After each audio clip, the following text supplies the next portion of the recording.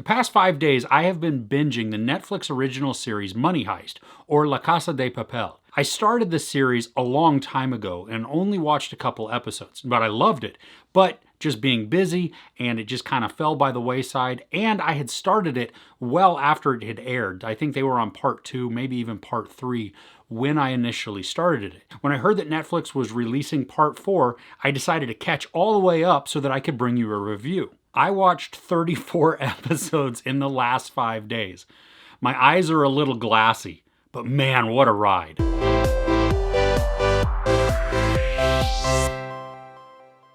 Now, if you haven't watched Money Heist before, I'm going to do my best to give you a very brief recap or overview of what the series is without giving you really any spoilers. That way you can still enjoy the review, but also then dive into the series if you've never seen it and then catch up, or if you're just looking to see what is part 4, is it even worth it, is it great, whatever, you can get that as well. There are a group of thieves who are dressed in red jumpsuits and Dali masks, and they break into Spain's national mint in the attempt to steal almost €1 billion. All of the players have code names. They're all named after places, except for the mastermind. His name is the Professor. And throughout the series, they only refer to really each other as their city or their country names. There are a lot of twists, plays, counterplays, and then a lot of drama and tension as the series goes along. Part 3 takes place 2 years after the conclusion of Part 2. And some of the members are now embarking on a new quest for a prize. And kind of like how Part 2 was the second of Part 1, Part 4 is the second half of Part 3. I know that was vague and probably a little confusing, but as the story goes along, as it unfolds, as you're watching it, it makes a lot of sense. So Part 1 and 2 are kind of a story, and then Part 3 picks up after the conclusion of those and then continues on. Part 4, just like I said, it is the second part of Part 3. So if you've watched Part 3 and it ends kind of on a cliffhanger, you're like, is there going to be a Part 4? Well, thankfully we do have Part 4, and it is just as exciting. What I like about this series so much is how well it's written. It's really smart, but it's also fun, and it gives us enough information as the story goes along to make us really invested in everything that we're seeing.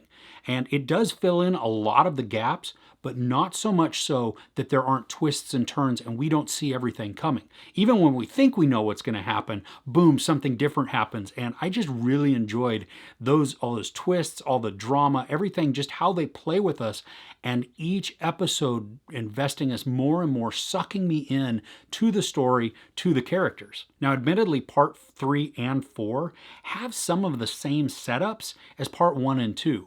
But thankfully, the outcomes aren't always the same. And so we get to experience, we think we know where it's going, and then boom, it zags when we think it was going to zig. And it was crazy because then you're like, ooh, okay, just investing us more. Now, I know that, as you see the kind of the similar setup, you can go, this is kind of rote. It's kind of just boring. But in this, it's not. I mean, normally, yes, that would probably tick me off a lot to see the third part of a series kind of start out, or at least be similar, at least in what I think it's going to be, as the first part, but then it's not. And that's what makes it a lot of fun. Now, after watching all of these episodes back to back to back, I'm invested. How can you not be? I was watching a really long story play out in front of me, and thankfully I didn't have to wait a year or whatever between the seasons.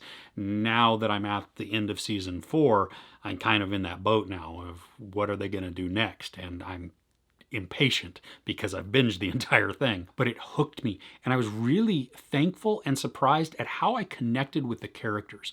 They give us so much development throughout the series that we really we connect to them. We root for them.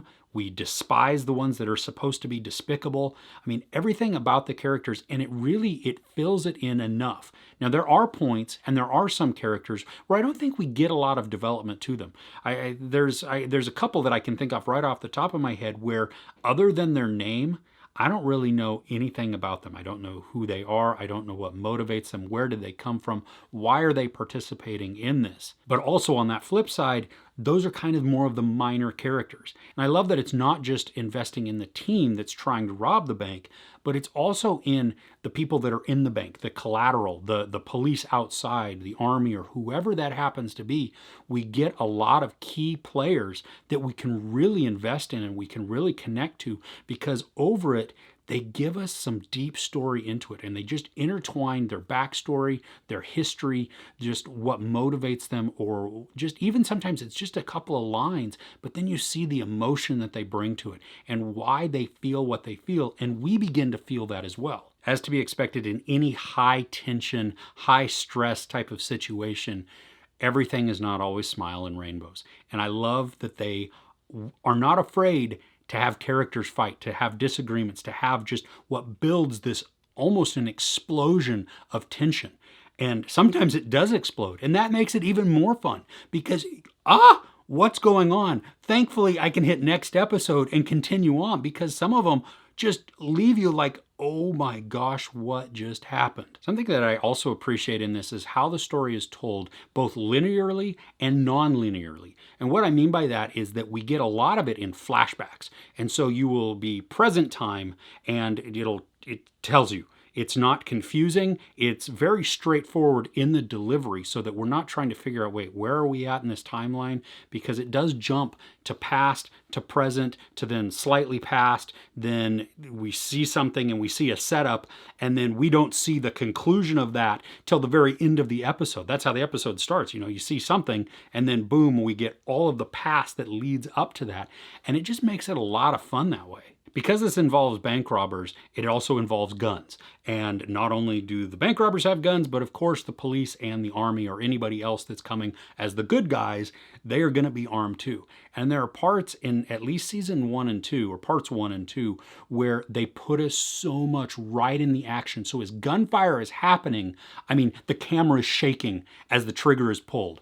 And at that point too, when it's going on, it is such high stakes and such just so drama and so dramatic that it works, because you're like, oh, and you feel it. It just puts you right in the center of that. Now, they do stray away from that type of thing in parts 3 and 4, but that's not to say that you are not feeling the tension and feeling the excitement. They do it in different ways. They find new ways to put us into the middle of the action and to just raise our blood pressure, put me on the edge of my seat, almost give me an anxiety attack, because what's going to happen? What's going on? And of course, all of it always comes down to how invested I am in these characters. But in the midst of all of this craziness and this action and everything else, there are calm moments and just quiet times where it allows us to catch our breath, but it doesn't release our blood pressure. It doesn't calm us down. It's just a quiet time.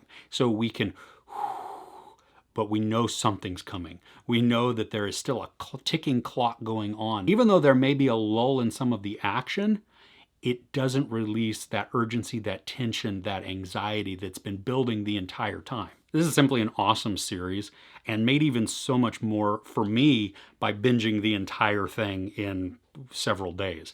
Yes, my eyes may have fallen out at points. My wife thought I was crying at one point, and it was no, I just haven't blinked yet. And I just, that's how I get glassy eyed and everything, but I'm just so enthralled in it. And as the bonus, because I watch it in the original Spanish language with English subtitles, my Spanish comprehension is going way up. I still don't speak Spanish very well, but the comprehension level is getting back up to where it was when I was actually studying it. So if you haven't watched the series, start. If you're caught up except for part 4, then start part 4. It's amazing.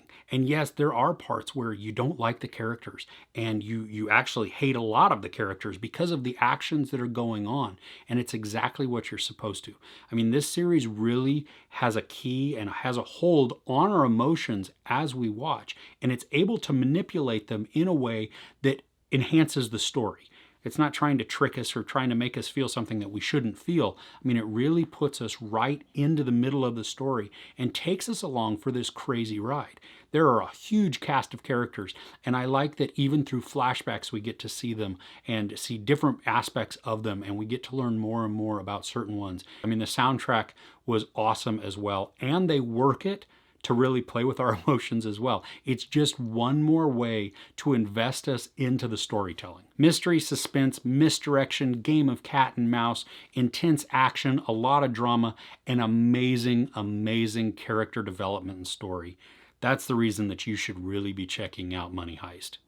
There is a ton of sex, nudity, profanity, and violence, and even some sexual violence at certain times. I give both the series and part 4 of Money Heist 4.5 out of 5 couches. Do you have a show or movie that is really a good game of cat and mouse? One that you can recommend to me in the comments? Let me know. If you enjoyed this review, please give it a like. Also, don't forget to share and subscribe. I'm Chris. This is Movies and Munchies. Thanks for couching with me.